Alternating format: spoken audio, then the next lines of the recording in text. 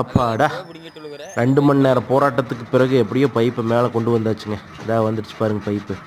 ஆமாங்க, இன்றைக்கி நாம் எந்த ஏரியா வந்திருக்கோன்னு பார்த்தீங்கன்னா அரச்சலூர் தாங்க வந்திருக்கிறோம்.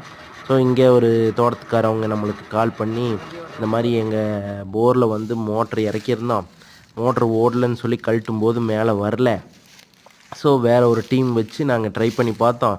அவங்க ட்ரை பண்ணும்போது அன்ஃபார்ச்சுனேட்டாக ஒரு 200 அடி பைப் கட்டாகி அதனோட ஒயரு எல்லாமே மேலே வந்துருச்சு.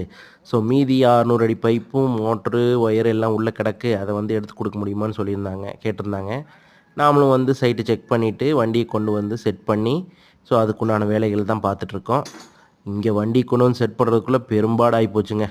லேசான ஈரம், ஆனால் வண்டி இறங்கிருச்சு. ஆமாங்க, அப்புறம் ஜேசிபி கூட்டிகிட்டு வந்து ரொம்ப சிரமப்பட்டு தடம் பண்ணி அப்புறம் தான் வண்டி கொண்டு வந்து செட் பண்ணோம்.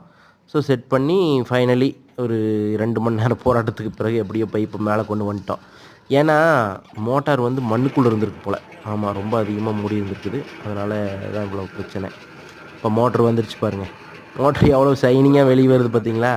ஏன் அப்படின்னா இந்த பம்பு மோட்ரு எல்லாமே மண்ணுக்குள்ளேருந்து வந்திருக்குது, அதனால தான் இவ்வளோ தூரம் ஷைனிங்காக வந்திருக்குது. So finally customer is so happy. Pipe wire எல்லாமே வெளியே எடுத்து கொடுத்தாச்சு சேஃபாக. ஸோ இந்த மாதிரி வீடியோஸ் பார்க்கணுன்னா நம்மளோட சேனலை மறக்காமல் சப்ஸ்கிரைப் பண்ணிக்கோங்க. அண்ட் போர்வெல் பற்றின என்ன டவுட்ஸாக இருந்தாலும் ஸ்க்ரீனில் தெரியிற நம்பருக்கு கால் பண்ணுங்கள், நாங்கள் கிளியர் பண்ணுறோம். தேங்க்யூ.